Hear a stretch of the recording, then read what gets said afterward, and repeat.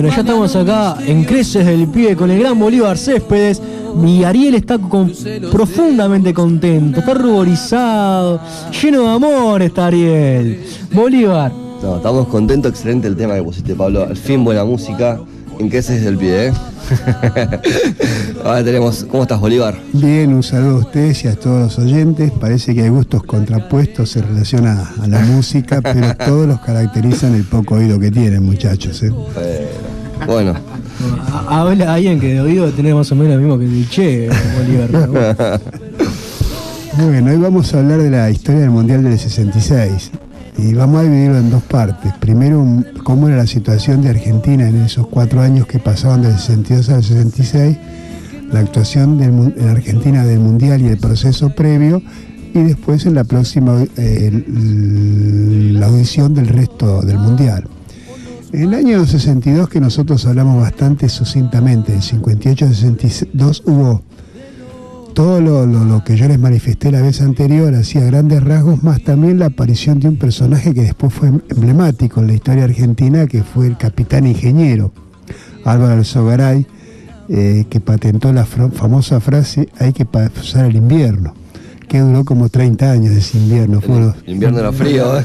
Era muy frío ese invierno. Uno de los inviernos más largos de la historia, porque empezó con las políticas de ajuste en la República Argentina, inclusive con la puesta en marcha de un empréstito muy famoso, en el cual la gente, en vez de cobrar en plata, cobraba en bonos.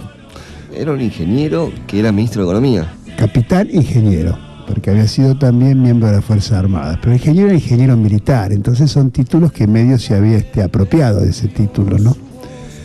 Viene el 62 con la destitución de Frondizi, la aparición de Guido, que según se contaba en esa época era profundo aficionado al alcohol, al vino, que se hacía sus buenos asados y sus buenos pucheros en la casa de gobierno regados con bastante alcohol. Un personaje menor, pero bueno, apareció como presidente de la Argentina, y ahí desemboca en la lucha entre civiles y colorados en el año 63, que fue el último combate en serio entre las Fuerzas Armadas, porque pelearon, digamos, un sector, digamos, gorila o ultraliberal, liderado por Rojas, y un sector, digamos, de las Fuerzas Armadas más nacionalistas, ligado y aparentemente más democrático, que después se fue con el tiempo que era ni nacionalista ni democrático, pero que estaban en ese momento enfrentados en esas condiciones. Sí, no, pero más que nada apañados o manejados por la prensa que les dio ese papel, que estaba encabezado por el general Onganía. Y ahí surgió un tipo que hasta hoy es un personaje importante de la Argentina, Mariano Grondona, que hizo un comunicado muy famoso que durante muchos años, digamos, se tomó como piedra basal de la política argentina, porque los militares manejaron la política, y era un comunicado del 150, el famoso comunicado 150. Y Mariano Grondona, para hacer una anécdota, fue durante un año viceministro del Interior. Y ustedes no sé si se acuerdan que él estaba siempre contra los privilegios de los estatales, contra las jubilaciones de privilegios, contra la estatitización, y en medio de ese despelote, en el 2000 y pico, él le descubrieron que tenía una jubilación de privilegio. ¿Y saben por qué? Era por ese año, esos menos de un año que ha sido viceministro del Interior. Cobró durante 40 y pico de años una jubilación brutal. Bolívar recordando lo que otros han olvidado. ¿Y qué edad tenía Mariano Grondona? Muy jovencito, tendría 40 años más o menos. Menos, 30 y pico de años tenía. No, 40 años. Bueno, a partir de ahí desemboca en un proceso electoral en el cual se proscribe al peronismo, gana Ilía con el 25% de los votos. Obviamente es un gobierno que no tiene legitimidad porque la mayor parte de la población no lo apoyó. En esa época los presidentes se elegían por colegio electoral, no por votos, y entonces la mayor parte de los partidos, aunque no tenían los votos, mayoritarios, lo respaldaron, porque si no había un vacío constitucional, porque el primer voto había sido el voto en blanco, el voto mayoritario había sido el voto en blanco. Después del año 65, Onganía tiene muchos problemas. digamos, sociales, pese a que era un gobierno bastante progresista y fue muy, muy atacado por la prensa. Le decían que era una tortuga porque avanzaba lentamente, le tiraban tortugas en la Plaza de Mayo. Y, digamos, fue un golpe fundamentalmente realizado a partir de una fuerte presión de los medios de difusión. Y uno de los más importantes medios de difusión que contribuyó al golpe fue Jacobo Timerman, que hoy, después de tener el problema con los militares, es presentado como una dalí de la democracia, y él fue uno de los fuertes impulsores de ese golpe de Estado. En ese golpe de Estado del 66 aparece ya como presidente y blanquean la figura del líder de los militares, que era Onganía, pero esto ya es la otra historia posterior, que vamos a hablar del otro mundial. Aparte Ilía era un hombre mayor, ¿no? En ese momento. Era un hombre grande, digamos. Por eso le indicaban también la lentitud y todo esto, ¿no? Claro, y un hombre del interior, pero hubo tres temas fundamentales que le ocasionaron la caída a Onganía. Uno que él uno que él deroga los decretos de Frondizi y vuelve a nacionalizar el petróleo, que eso trajo muchos problemas. El otro, que en el 65 hay elecciones con la participación del peronismo y gana el peronismo en las elecciones. Entonces, era legislativa, pero en el 67 iba a haber elecciones a gobernadores. Eso no se podía permitir. Y eso no se puede. Y otro, algo que los argentinos no analizan, pero que tiene mucha influencia en la vida política nuestra, que es la ley de medicamentos.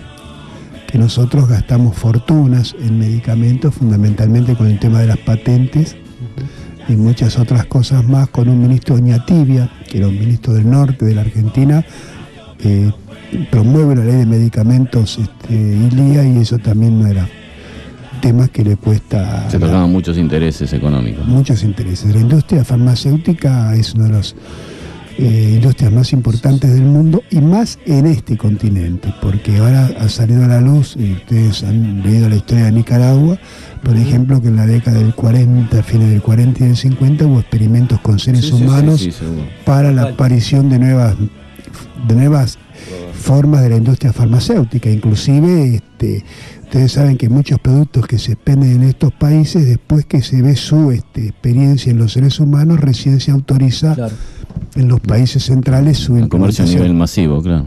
Bien, Bolívar, muy interesante todo. Y ahora tenemos que analizar a Argentina futbolísticamente del 62 al 66 en el Mundial. ¿Cómo estaba Argentina en ese momento? Y Argentina en el 62 y 63 muy mal, ¿no es cierto? Con una etapa de la misma transición, con cambios de técnicos, con cambios de esquemas, de estilos, porque nos queríamos europizar y sacar, digamos, los componentes del fútbol argentino. Pero en el 64 hay un campeonato que organiza Brasil, que integran Portugal, Brasil, que era el último campeón mundial, Inglaterra, que iba a ser el próximo campeón mundial, y Argentina. Y Argentina, una discusión muy fuerte entre los dirigentes y los jugadores antes de empezar, porque los jugadores peleaban por participar, o sea, querían un premio por salir últimos, porque no tenía ninguna chance. Y Argentina va con dos técnicos, José María Minella, que era el técnico, digamos, nombrado, y un dirigente que era técnico, sin serlo, Valentín Suárez, que después tiene su historia el Mundial 66, que era el verdadero, según los periodistas, hacedor del equipo. ¿Y era dirigente? Era dirigente, fue presidente de la AFA antes del 49 al 53, y después fue presidente de la AFA con Onganía, que fue el que inventó el torneo nacional, la participación de los equipos del interior en el campeonato máximo de la AFA. ¿Siempre tuvo que ver política con la Asociación de Fútbol Argentino? Sí, un dirigente muy ligado al fútbol, un dirigente de muchos años y evidentemente muy capaz y muy inteligente. Y Argentina en ese mundial lo gana campeón invicto y sin goles en contra. Le gana a Inglaterra 2-0 el primer partido, con Bobby Charlton, todas las estrellas de Inglaterra, 3-0 a Brasil en el Pacaembu, que ese día Carrizo se reivindica, ¿se acuerdan del Carrizo? Y le ataja un penal a Gerson. Y que es la famosa agresión de Pelé a Messiano, que le rompe el tabique de un cabezazo porque Messiano no lo dejaba tocar la pelota, lo mandaban a marcar a Messiano. Y Pelé lo tomó mal. Y lo agredió. Le rompió la nariz, pero Pelé después se borró de ese partido, ¿no? ¿Ah, sí? Y después Argentina le gana a Portugal 1-0. va al Mundial, pero siguen los cambios, las discusiones, y aparece el mismo técnico con el 62, el inefable el Toto Lorenzo. Pero si Argentina aprontó bien para el Mundial, había aprontado bien. Todo en el 64, en el 65 vuelven los cambios y aparece el inefable, lo echan a Minela y aparece el inefable. Lo echan, sí, porque eran todas, porque decían que él no era director técnico, el que había dirigido había sido Valentín Suárez, que aunque Minela dirigió a River en la época de los 5 títulos de River, del 47 al 58. Que el estadio, si ustedes ven los partidos por televisión, el estadio de Mar del Plata se llama José María Minela. Es en homenaje a este hombre que era marplatense. Pero lo rajamos y traemos al inefable nuevamente, Toto Lorenzo. Hacemos una gira por Europa y jugamos con Italia y perdemos 3-0 en Italia. Vamos a jugar a Austria, jugamos según alguno, contra una fábrica, obreros de una fábrica, y empatamos 1-1. Eran aguerridos. ¿Qué pasa? Ahí se produce el golpe de estado de Onganía. Claro. Y aparece Valentín Suárez. ¿Quién lo mandan antes del Mundial? A Inglaterra, a Valentín Suárez. Entonces aparece ahí de vuelta, hay 2 técnicos en la Argentina, Valentín Suárez y el Toto Lorenzo. Como se mezcla política con fútbol. Con todo, ¿viste? Pero toda una gran, con un gran apoyo mediático. Claro. Y Argentina hace una actuación bastante digna en ese Mundial. Digamos, después del 30 y hasta el Mundial del 78 fue la mejor historia, la mejor campaña. La mejor presentación. Argentina juega el primer partido, que es el partido definitorio prácticamente del grupo, porque jugaban Argentina, Suiza, Alemania y España. Se consideraba que Alemania era invencible, que Suiza era ganable, el partido clave era Argentina. Ganaba España-Argentina, acompañaba a Alemania. Acompañaba. Ahí ganó Argentina 2-1 con 2 goles de un gran goleador que tuvo el fútbol argentino, que fue Luis Artime. Sí, claro. Después Argentina juega con Alemania. En Alemania es la aparición en ese mundial de un jovencito de 20 años, uno de los más grandes jugadores de la historia del mundo, el Kaiser, Franz Beckenbauer, que en ese partido lo mandan a marcar a Armindo Nega, cosa insólita, porque todos los argentinos hablábamos de Alemania, y los alemanes destinaban al mejor jugador de Alemania a marcar a Armindo Nega, otro gran jugador argentino que nunca tuvo suerte, porque entró en River. Cuando River el último partido que juega él, el primer partido en River a los 17 años, cuando River hace el último partido del 57. Después está River 18 años sin ser campeón, que Onega participa en casi todos esos campeonatos. Y en el 68 lo venden a Peñarol, justo cuando se acaba la década de Peñarol también. Bueno, hay jugadores que tienen la estrella, no se nacen con esa suerte. Pero un gran jugador, claro. Hermindo Nega. Un 9 era... 10. El 9 era Artime. Bueno, Argentina empata 0-0 ese partido con Alemania, pese a que le echan a un jugador, al tucumano Albrecht, y juega gran parte del partido con 10 hombres Argentina. Porque en esa época Argentina se pegaba mucho. Era toda digamos, se hizo un fútbol, el fútbol argentino era técnico, se hizo rudo, se hizo violento en la época de Racing, de Independiente, de Hacha Brava Navarro, después apareció el Estudiante de Subeldía. La moda ahí era ser rudo, digamos. Eran batallas campales los partidos, más que ser rudo, que desembocó el último cuando jugaban Estudiantes en Milán con 3 jugadores Estudiantes presos, ¿no es cierto? Estaba Bilardo también en esa época. Estaba Bilardo. Apareció un poquito después, pero digamos toda una época que era la escuela. Y bueno, después juega Argentina con Suiza y le gana 2-0 y se clasifica para la otra ronda con Alemania. Y como le toca a la ronda jugar con Inglaterra y a Uruguay le toca jugar con Alemania. Bien, Bolívar, te propongo hacer una pequeña tangente chiquita y volvemos con Argentina cuando clasifica, pasa de ronda en el Mundial del 66. Bueno, pausa y volvemos con Bolívar. Espacio publicitario.